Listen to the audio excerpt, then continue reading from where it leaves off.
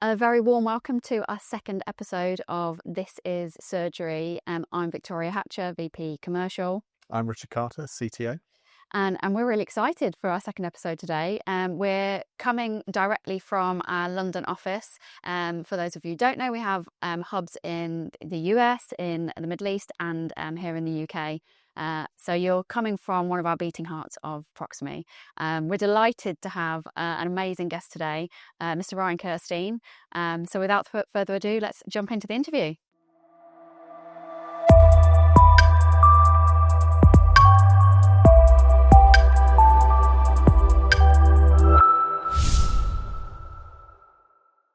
Right then, well, welcome to our second episode of This is Surgery. We're very privileged to have Mr. Ryan Kerstein with us today. I don't know where to start with you, Ryan. Your career spans everything from surgery, academia, consulting, innovator. How do you describe yourself? So for me, if people ask me what it is that I do, then I say that I'm a plastic surgeon is my day job. But the reality is the surgery part is part of a kind of broader portfolio career. And that includes, as you say, academia. I teach in Oxford and University of Bucks on healthcare innovation. I mentor startups and scale-ups, and I lead innovation for both my trust and the innovation work for the Royal College of Surgeons. But there is a theme. It's not just a kind of hodgepodge of ideas put together, and it is problem solving.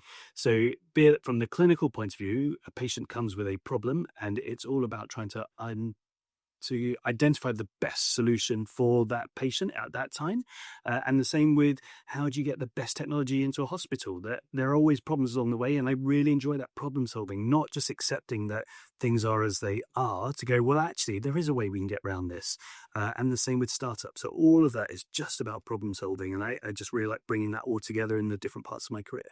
Yeah, I'm intrigued as to how you sort of got here, though. So how did you sort of build this portfolio? And sort of obviously problem solving is at the heart of it, but what's the journey? Yeah. So for me, the journey started at med school when I developed a single-use tourniquet and set up my first company. So that was the first point. That was getting really excited about clinically led innovation. And then from there, people would come to me and say, oh, Ryan, I've got this idea. I know you did tourniquet strip. Tell me how I could do it. Like I'm at this stage. And this became more and more and more. And so from that, I wanted to find ways to help people take their ideas forward. So I set up the first national surgical innovation group, which is the Back Press group, which is how I met Nadine in the early days of Proximie. From there, I really enjoyed learning how the NHS worked, but I wanted to see how the world outside tackled problems so I could bring that information back. So I left medicine for 2 years and went to work at the Boston Consulting Group, which was amazing, working across healthcare, media, industrial goods, full remit, but it was all, again, problem solving, project management, good comms. And so came back into medicine, even more energized by finding those problems. And it was at the time that the Future Surgery report came out, which said everything's going to change. We need a workforce that gets it. So I was like, fantastic. If that's the case, then I want to help. And I approached the college to say, let's set up an innovation hub, which is all about upskilling the workforce to understand technology, to become the super receivers, to help bring that technology in, because otherwise the technology is irrelevant if you haven't got the workforce that can bring it in. So that's that bit. And then because of all this activity, then I got invited to teach in Oxford, then got brought in formally as a senior tutor, same with Buckinghamshire, and I teach in Harvard and various other bits. So that's the kind of broad journey that it's that serendipity. You say yes and team. Yeah. And now look at you. Yeah, now all the time in the world. I guess one of the things that is really intriguing about sort of the journey and also this problem solving is, what do you think is different about you in terms of that mindset? Where did that mindset come from to even think up at med school, the tourniquet idea, etc.?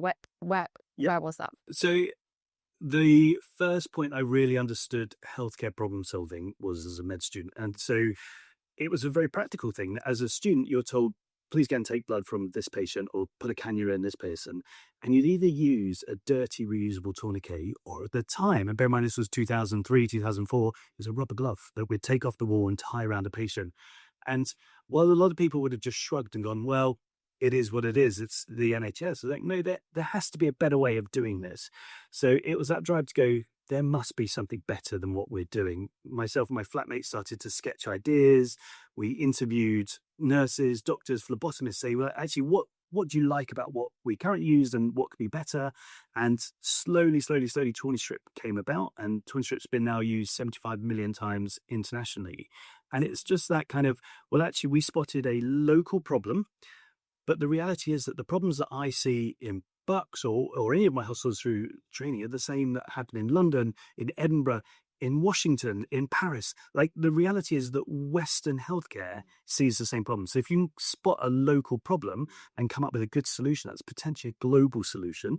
And it's that drive to kind of support those clinically led problem solving that I find most exciting. Yeah, no, I totally get that. So I'm just going to jump in with one more question. And so I'm going off piece some of these questions. I'm intrigued about, so obviously you were at the cutting edge of setting some of these groups up, and, you know, innovation in the NHS, it feels like it's not been around for that long, really. Yeah, were there challenges in that, in doing it in the time that you were doing it? Yeah. So speaking completely candidly, obviously between you, me, and the camera. So I was very much told, take all of that stuff off your CV. Do not mention any of this dark art stuff that you do. If you want to be a surgeon, you do research, you do teaching, and you do audits. That's your lot outside surgery. So there was definitely the kind of the secret conversation in corridors where people would say, well, how can you help me take this forward? And that continued for quite a long time. Then people like Tony Young has been fantastic, the Clinical Entrepreneur Network, in saying, no, actually, we need clinical innovators. Like, that's non-negotiable.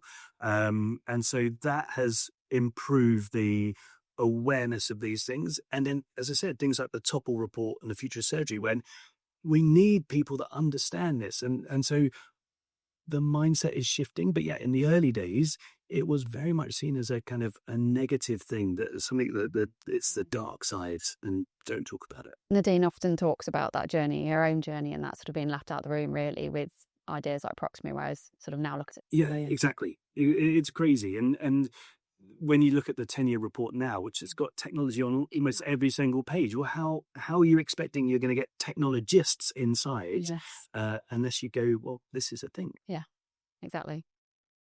You often talk about connecting the dots, particularly in the context of innovation. What are the big dots that still have to be connected? It's a really good question.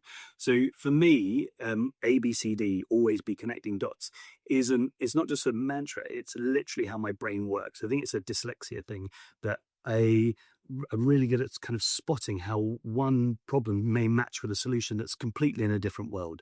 So it could be in the airline industry in terms of how you manage passenger flow. Well, actually, why aren't we using that for patient flow? Or it might be that we've got a healthcare problem, but actually the person we need to fix this is a 3D printing engineer, or like, so going, well, actually, I'm not pigeonholed to this area. I'm going to think about the world outside. Or where you've got two potential solutions, each are pretty good, but then putting them together in order to kind of support a much more impactful delivery. So yeah, that's for me a really key thing. In terms of your question about where do we not delivering the connections? So I think it's twofold. One of them is the workforce. We've touched on this a couple of times already, that if you want the best technology to go from pilot to in place in clinical practice, you have to have a workforce that understands the technology, understands what it can do, understands what it can't do, spots the value that can be delivered, and matches it to the need. So unless you are kind of upskilling that workforce, creating clinical innovators, it's irrelevant. And then the other part is actually we are now starting to produce loads of products in the world outside that you've then got a solution hunting a problem, and that's the wrong way of connecting dots. You've got an incredibly motivated workforce that have gone into the NHS for a reason and want to support the NHS, but we haven't really yet, but it's coming. We haven't got an innovation culture that allows them to connect with one another and grow. And then the big thing is data, that we are producing so much data, but can we hand on heart say we're connecting that data set with real world implementation and being able to make a better system, better patient care? And I don't think we're there yet. I'm going to ski off piece a little bit just to develop that. When you think about culture and when you think about data and the workforce, are you optimistic that we're moving in the right direction. And I guess, what do you feel we could all collectively be doing to move faster? Yes. Are we moving in the right direction? 100%. But then you've got to bear in mind our starting point was not the most exciting. So almost any jumps forward are really positive. The biggest problem is being able to trust the data at the moment. So however good your algorithms are, if you don't have clinicians and patients that trust it, they're not going to be used. So that's a key point to start with. And then in addition, when I talk about innovation in my talks, I talk about a cake. I want you to imagine you're walking down a street and you see a bakery. And in that bakery window is the most beautiful cake. Like, you look at that icing and you start to kind of salivate. You know it's going to be really good. You get that cake home and you take your cake knife and you cut into it and the whole thing collapses. And it's exactly where we are at the moment with data and AI for healthcare, because the AI, the icing, is so promising. We're so close to something that's so good, but the way our data is structured just doesn't yet match in order to empower the AI to really make changes. But there are lots of bits that are improving, lots of ways in which we are catching up with international partners to start saying, well, here's all this data, here's how we've dealt with biases, here's how we've kind of got really good structured data systems, and here's how we can interrogate it to get good options. So I don't think that's very far away. I don't think we're quite there, but we're definitely along the line to get there. And looking at surgery specifically, how do you feel about the sort of the mindset shift? Is that happening quickly enough? Are people sort of starting to embrace newer ways of thinking and newer technologies? Yeah, so I think there are probably two key mindset shifts that we need to make. So the first is careers. In that, at the moment, in order to get a surgical training job, so to start your surgical journey, you have to show you've done research, you've done audit, and you've done teaching, because that's what the mentors and supervisors of these people would have done. And we need to add a fourth pillar to that of innovation, because we need to be championing and supporting innovation at every level. And that goes right from the beginning. So that's the first mind shift that's got to happen, that we champion and reward the clinical innovators. Then once we've done that, it's about risk. Risk is absolutely key. And it's having a really healthy understanding of risk. The preface to everything I'm about to say is anything we bring to healthcare has to be safe. It has to do good for the patient. But sometimes risk aversion is the thing that's holding us back. And I know it's not healthcare, but it's a really good example. We hear a lot about driverless cars. And the thing that whenever people talk about driverless cars is road traffic accidents. The data from Waymo is that their accident rate per million miles is 0.6, and 0.6 accidents per million miles driven, whereas for a human it's 2.8. So the data is already showing that driverless cars are much safer than human drivers, but that's not what we hear, and that's not the kind of the gut feeling and the aversion we have. And it's the same in healthcare, that we need to we take the status quo at a lower risk profile than anything new coming in. And I think that we need to have a threshold that we bring things in, even if we can see in the future they're going to be amazing. If on day one they're not quite living up to that, we still need to have the confidence to say, actually, this is the right direction to go in. That's a really good point. I've got a few more questions, actually. Go ahead. First one, it sort of leads on to that a little bit. Obviously, you wear lots of hats, sort of helping set surgical strategy. I'm keen to understand, what are the conversations you'd like to be hearing more of? What's not taking place at the moment? Yeah, so I think it's there are two conversations we need to have. One is around career paths, and one is around AI and technology, but AI is the big one.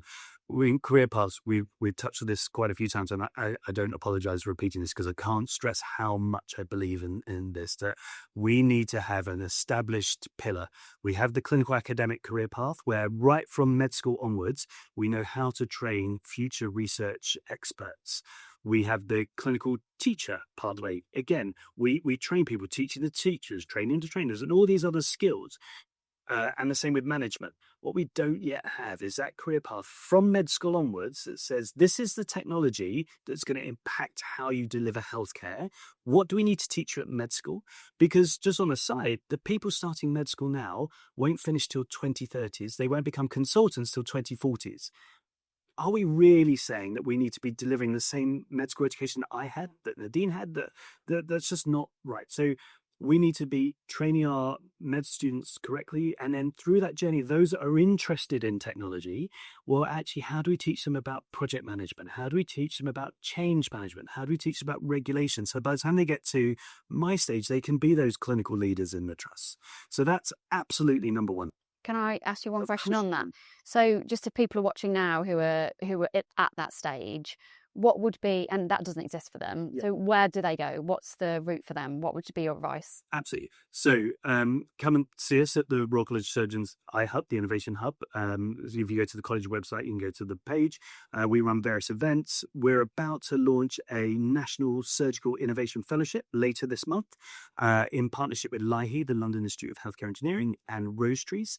And that's going to be really exciting. That's going to put our fellow doing national policy work and working with medtech companies. And these fellowships are growing. We're now on to our third annual one at Bucks Innovation Fellow, and that person helped bring in AI for data access and complaints, ambient AI, so and various other technologies, not just AI. But these roles exist, the events exist. So look out. Equally, come and chat to me. I'm sure Nadine would say the same. Reach out to us, and we can help guide and connect you to the right people at the right time. So there are bits that are happening, but it is a bit informal at the moment. But that's the point. We need a structured career path for these groups. Yeah.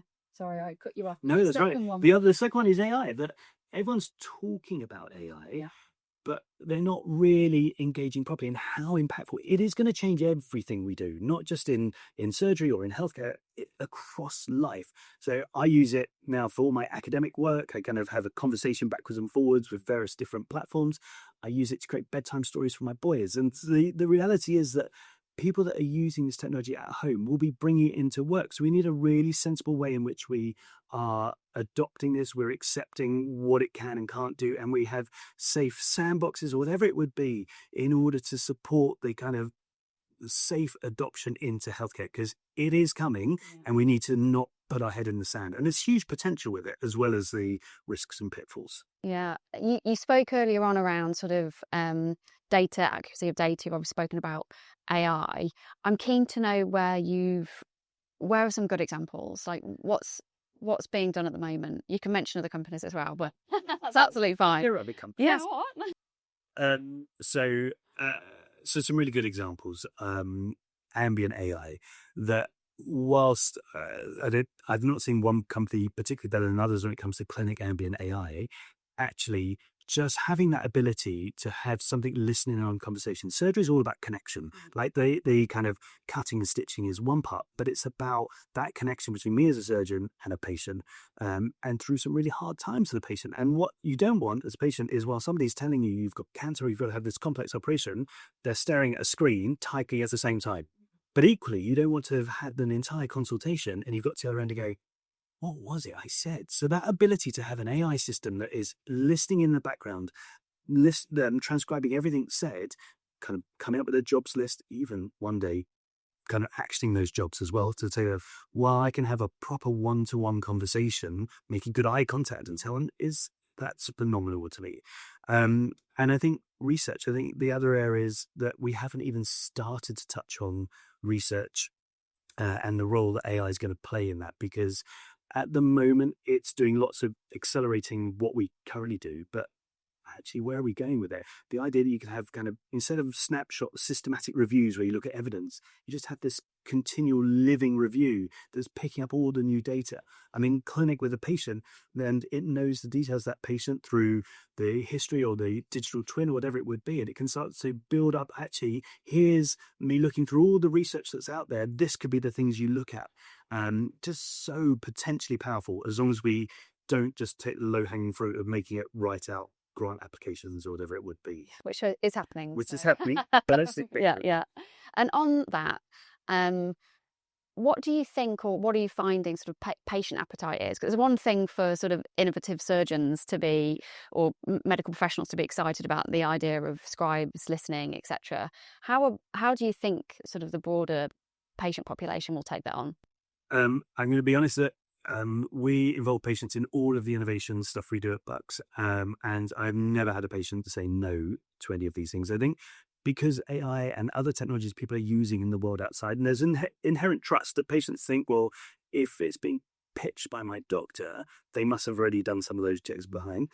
And then on top of that, there is something about patients that I've come across are really keen for you to use technology if it helps them or helps people do similar. And in some ways, this links really nicely back to an earlier question you asked around the kind of culture piece. So in the early days of the Back Press Innovation Group, we held a session where we had an amazing patient who talked about setting up Skype. So this ages this conversation for his doctor because he didn't want to travel from Manchester down to Oxford. And there was a lot of resistance from the hospitals, and he can't use Skype. He's like, but it's me. I'm happy with my data. And he literally stood up on the stage when we started then moving on to photos and how you take photos of wounds. And he said, I don't care what you do as long as it helps me or people similar. And yet all of the consultants are up at the stage at the time. So, oh no, we can't do that. We need to protect patient data. So I think we just need to have an honest conversation that who are we protecting? Because on the whole, patients are positive as long as you explain why and the safety nets you put in.